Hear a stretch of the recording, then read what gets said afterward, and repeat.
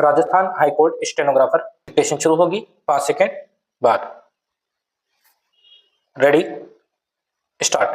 विस्थापित और बेदखल लोगों जिनको सिलहट से आए हुए बंगाली कहा जाता है के अधिकारों का संपूर्ण रूप से अनदेखा करते हुए असम के राजतंत्र ने अब स्वयं को अवैध प्रवासियों तथा तथाकथित रूप से विदेशियों की पहचान करने वालों के कार्य में संलग्न कर लिया है।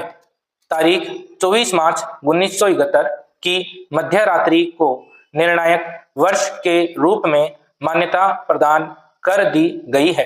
तारीख 30 जुलाई को निर्गत किए गए राष्ट्रीय नागरिक रजिस्टर के प्रारूप में 40 लाख लोगों को नागरिकता से वंचित कर दिया गया है, जिनका भविष्य अनिश्चित हो गया है। नागरिकता संशोधन विधेयक, जिसका विरोध संपूर्ण असम की जनता द्वारा अत्यधिक दृढ़तापूर्वक किया जा रहा है, का पुनर्विलोकन उन लोगों जिनको निशाना बनाया जा रहा है के इतिहास के बाबत किए जाने की आवश्यकता है। उसकी राष्ट्रीयता ज्ञात है। उनके निवास स्थानों का दौरा किया जा चुका है और सर्वाधिक महत्वपूर्ण बात यह है कि उनकी ऐतिहासिक यात्रा की पृष्ठभूमि को खंगाला जा रहा है। यह मानवता के इतिहास में ऐसा पहला उदाहरण होगा जहां किसी एक जाति को 2 बार बेदखली का सामना करना पड़ रहा हो।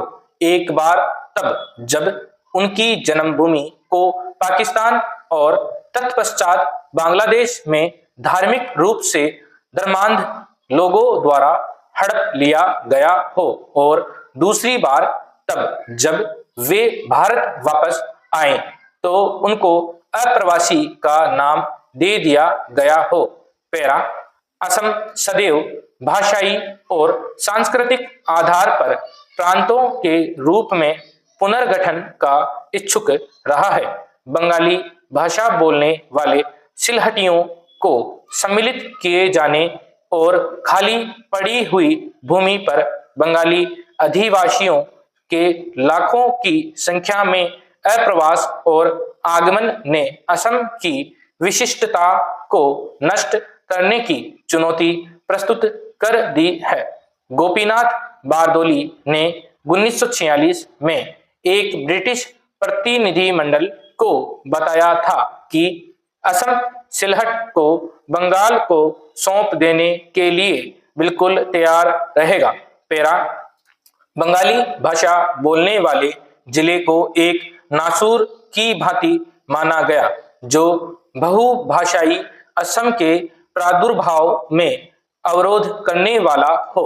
इसलिए जब जनमत संग्रह के विनिश्चय की घोषणा की गई तो गोपीनाथ बारदोली ने समस्त संबद्ध लोगों को संसूचित किया था कि मंत्रिमंडल असम को अपने पास बनाए रखने के लिए हितबद्ध नहीं है।